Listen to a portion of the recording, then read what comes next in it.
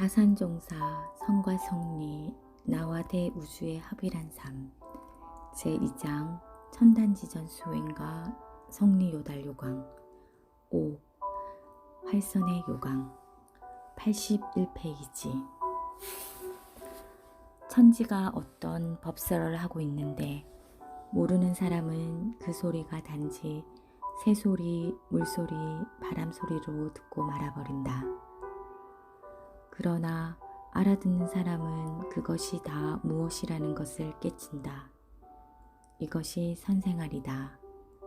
선을 자꾸 되풀이해서 말하는 것은 우리 마음이 선적으로 변해 가자는 뜻이다.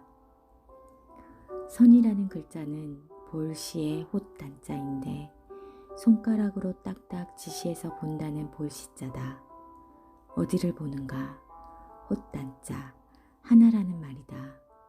하나, 둘, 셋 이렇게 세워가는 홑단자가 아니라 앞뒤가 없는 오직 꼭 하나라는 말이다. 오직 하나를 본다는 뜻이다. 글자를 보면 그런 뜻이 들어있는 선자인데 묘하다. 선자를 처음 쓴 사람은 어떤 뜻으로 썼는지 모르지만 이렇게 설명한 것은 없다. 내가 대종사님 법의 바탕을 둬서 원불교 공부를 하다 보니 생각이 나는데 대종사님께서는 교전을 볼 때 교전 밖의 교전을 봐야지 교전에 쓰여 있는 글에 끌려버리면 안 된다. 교전 내용 글 밖의 글을 보라고 하셨다. 교전에 기록된 내용은 일반적으로 누구든지 알기 쉽게 한 말이기 때문에 그것만 보면 큰 도인이 안 된다. 교전 밖의 교전을 볼 줄 알아야 전 세계 우주만유, 삼라만상을 돌릴 수 있는 큰 뜻을 알게 된다. 선자는 천단지전이요 활선이라는 뜻이다. 그런 의미로 볼 때 터닥걸 선자의 해석도 글자로만 볼 때는 별 뜻이 없는데 글자 밖의 글자로 보면 이 선자 하나에 다 들어있다. 선요광이라고 할 때의 선자는 살활자의 활선이라는 뜻으로 글자를 보아야 한다.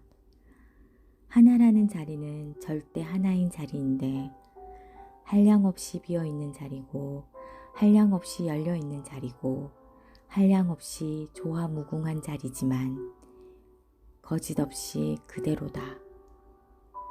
글자를 하나하나 따로 비어있고 열려있고 바르다고 말했지만 결국 텅 비어있는 그 자체가 열려있고 열린 그 자체가 거짓없이 그대로 열렸다는 말이다.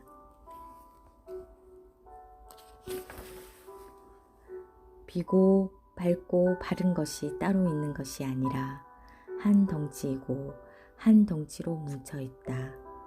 한 덩치로 뭉쳐있기 때문에 내 마음속에 꿀떡 삼켜서 내 속에 담아놓고 그대로 살면 활선이 된다.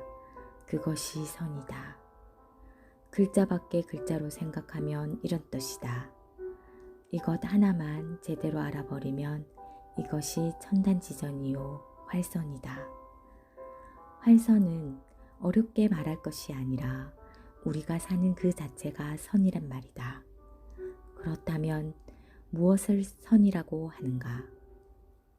우리가 어떻게 바르게 살아야 하는가? 우리는 늘 죄를 짓고 살기 때문에 죄 짓지 않고 마음을 속이지 않고 거짓되지 않게 사는 것이 선이라는 말이다. 그것이 활선이다. 활선의 뜻을 참으로 아는 사람들은 거짓말을 할 줄 모른다. 거짓말을 하면 삼생이 매해져 버린다. 한 생이 땅에 떨어져 버리고 일어날 수가 없게 되는데 선자를 그대로 믿고 살면 영생이 열려버린다. 우리는 이러한 사실을 우주 인류에게 알려서 우주 인류가 활선의 생활을 하도록 해야 한다. 그래야 진리가 무서운 줄도 모르고 무서워하다가도 나중에 진리의 식구가 되면 진리와 친해진다. 또 진리와 친하다 보면 내가 바로 진리다 하는 이런 생활을 하자는 것이 선이다. 설록. 선은 내 생활이고 내 재산이다. 선의 요강, 활선의 요강 중에 첫째는 설록이다. 선은 내 생활이고 내 재산이다. 선을 내 생활 양식같이 아는 것이 설록이다. 선이 바로 녹이다. 무정물은 전부 설록으로 사는데 그렇다면 무정물은 모두 부처인가? 무정물은 감정이 없기 때문에 부처로 인정을 하지 않는다. 다만 그저 설록으로 사는 것이다.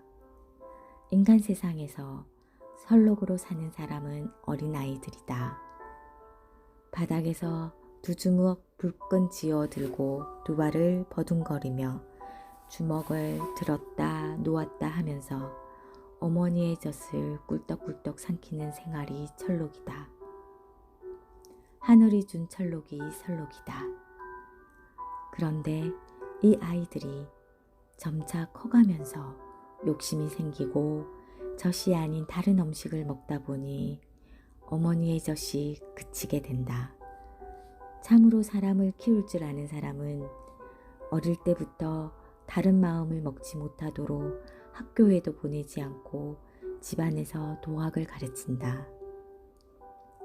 옛날에는 그런 사람이 있었는데 그렇게 공부한 사람들이 천하를 주름잡고 천하 일을 하였다. 지금은 시대가 달라서 그렇지 않지만 지금의 시대는 과학 만능의 시대다. 대종사님께서 과학과 도학의 극치는 둘이 아니라고 보셨다. 이렇게 하나이기 때문에 과학이 발달한 생활 속에서 설록을 먹을 줄 알아야 한다.